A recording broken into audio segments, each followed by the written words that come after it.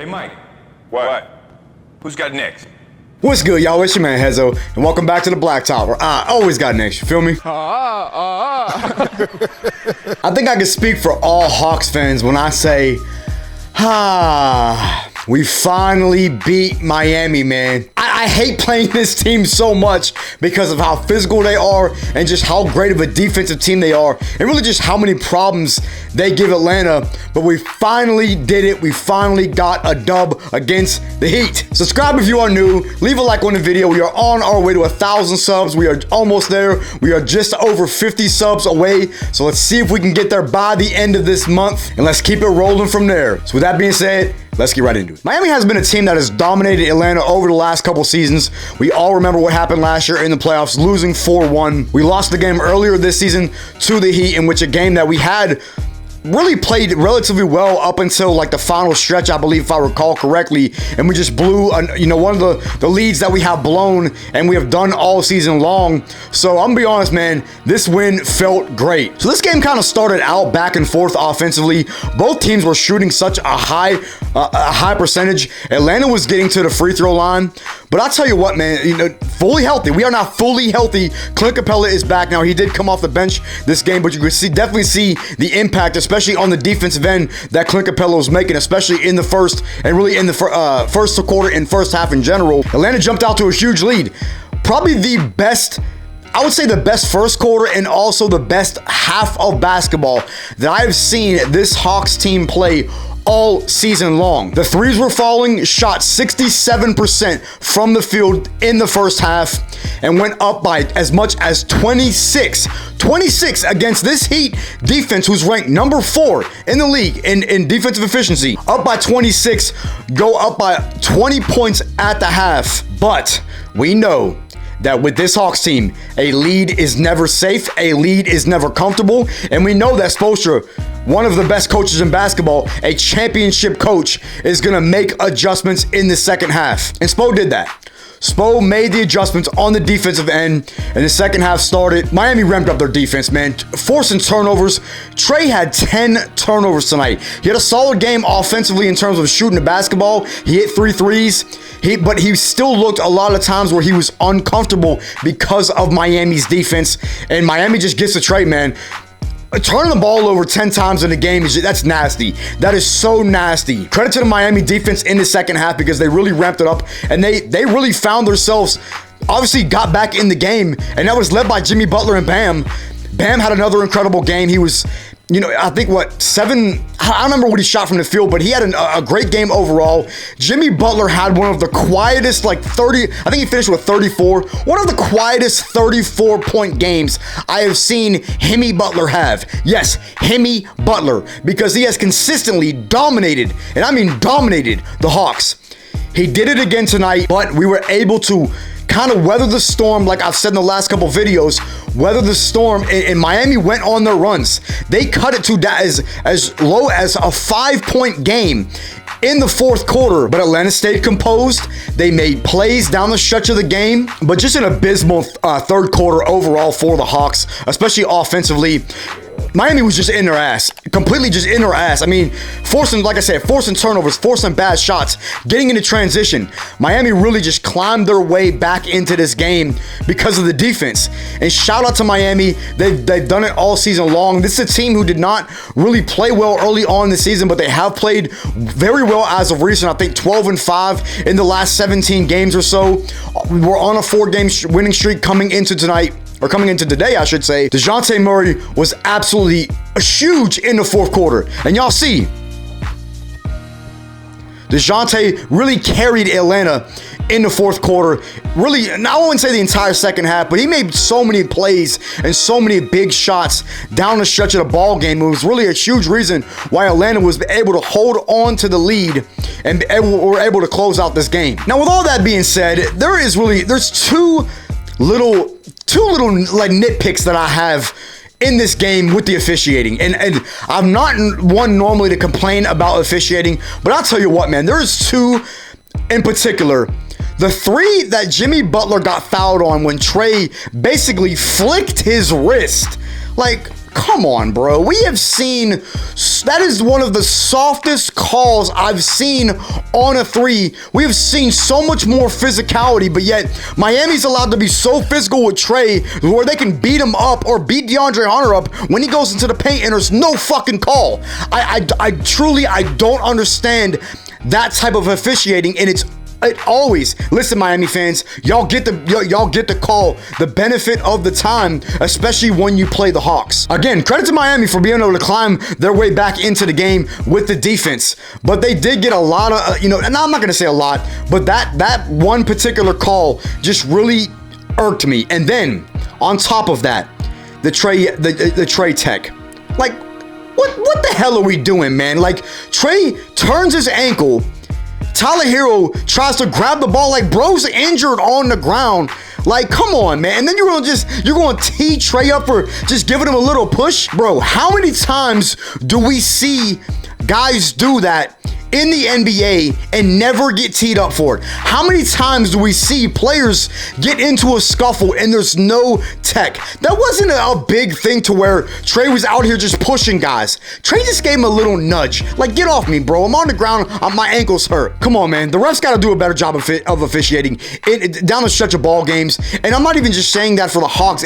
We've seen it throughout the league. There's been a lot of bad calls or missed calls. Like last night, LA in LA and Philly with the grab that Embiid had on Westbrook, and there was no call. That's another topic for another day, but I had to point out those two specific calls because that gave Miami four free throws.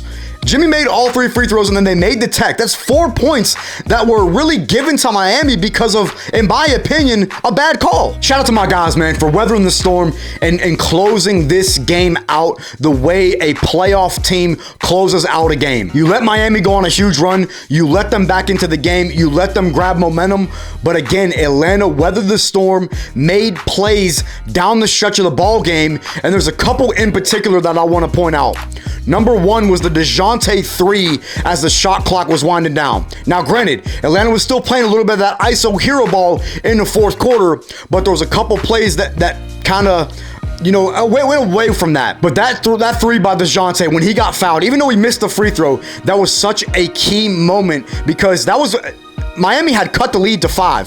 DeJounte hits that 3, it's back to 8. And then later I think it was later that stretch, maybe with like a minute and a half left or so, I can't remember the exact time, but when when Miami was trapping Atlanta, trying to force them into a turnover or, something, basically just into a bad pass that leads to a turnover to get in transition, Atlanta stayed so patient. And eventually, towards the end of the shot clock, Trey found Capella for a wide open alley. Young's hand. Close game, Young on top. 4-point lead, Atlanta inside Capella.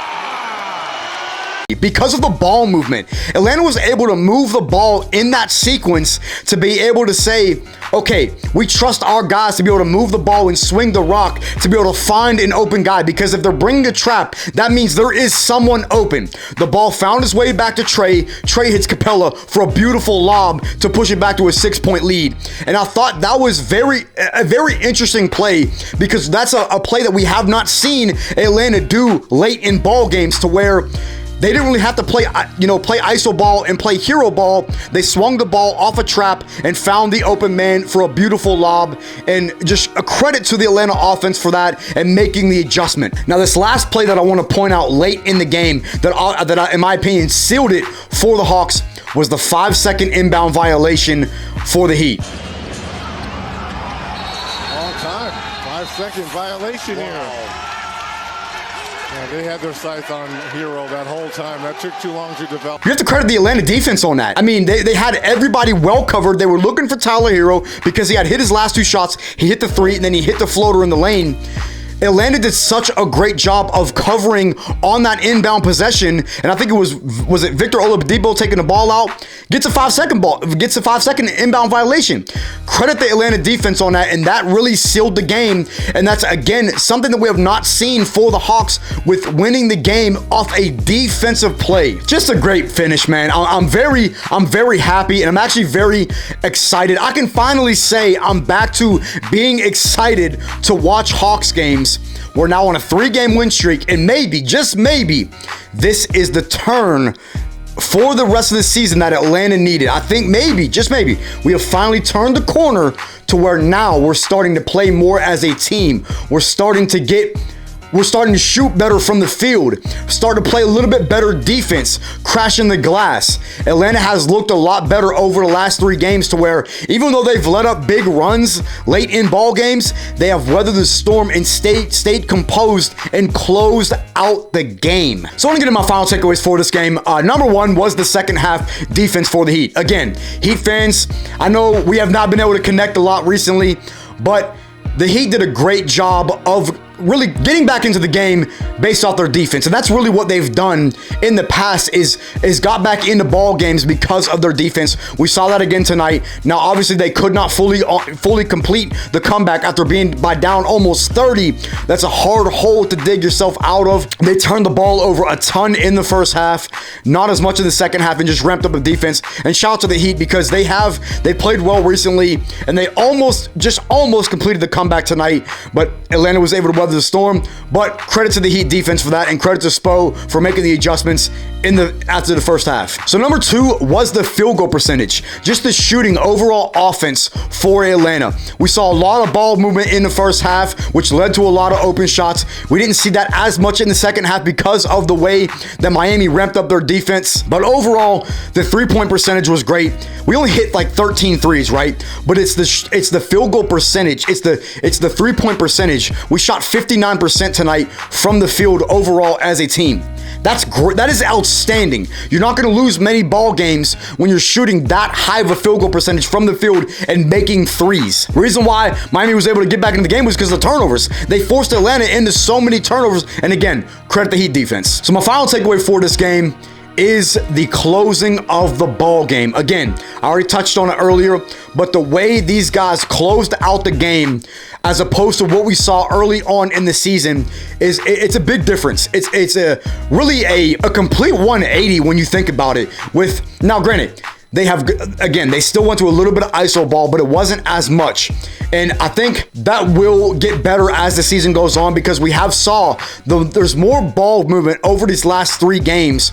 And that's why it's equated to 3 wins and able to close out games. Even when those teams, the Pacers, the Raptors, and the Heat all went on their runs to get back into the game, Atlanta weathered the storm and closed it out. And it's just a beautiful thing to see, especially now we are back to 500. I'm really excited to see if we can officially turn that corner and really string together like 6, 7, 8 wins in a row. But only time will tell. Now, real quick before I get out of here, there's actually 2 points that I wanted to talk about really quick for the Hawks that I actually forgot to mention earlier in the video. Number 1 is Jalen Johnson was completely out of the rotation tonight, and that's kind of disappointing because he's played really well as of recent. His confidence was really getting up there. Now with Capella back, Jalen Johnson falls out of the rotation, and we essentially ran an 8-man rotation tonight because Aaron Holiday only played 5 minutes and he did absolutely nothing in those 5 minutes. But it's really that's kind of disappointing that Nate, after how well Jalen Johnson has played over the last, several week or so, just completely took him out of the rotation. Hopefully, hopefully that doesn't remain the same going forward. I hope that's just based off the matchup. We'll have to see. And then number 2 is AJ Griffin tonight. AJ Griffin was absolutely incredible tonight with just his shooting, his ability to attack the rim, handle the basketball, and he just played an overall great game.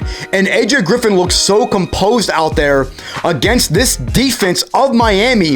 And AJ Griffin, as a 19-year-old rookie, just looks incredible. And I can't give this kid enough praise because I've always been high on him. I was high on him when we drafted him. I made a video way before the season even started that he was the biggest steal of the draft. And once this kid really gets going, I think he has the potential to be maybe a star in the NBA if he gets starter minutes. I really want his minutes to increase and kind of take over Bogey as the main main primary option off of the bench because Bogey had another poor shooting night from the field while AJ Griffin played another outstanding game. That's just 2 points I want to talk about real quick. I meant to throw those in earlier in the video, but it slipped my mind. So I'm gonna pretty much leave it there, man. That is all I have for this video. Again, a 3-game win streak. We get back to 500. 3 incredible wins, closing out games. Let's see if we can keep this momentum going, string together some wins. I'm not sure of the slate of games that we have coming up. I'll have to double check the schedule. If I'm not mistaken, I think we have Dallas next. I'm not sure what day of the week it's on, but I'll have to double check. Leave your thoughts down in the comments. What did y'all think about this game overall? Heat fans, if you watch this recap, I want to maybe hear from y'all as well, because y'all normally chime in on the Atlanta and Miami recap, so it would be great to hear from y'all. I haven't heard from y'all in a while. So shout out to all y'all Heat fans out there. Leave a like on the video, and I will catch y'all next episode.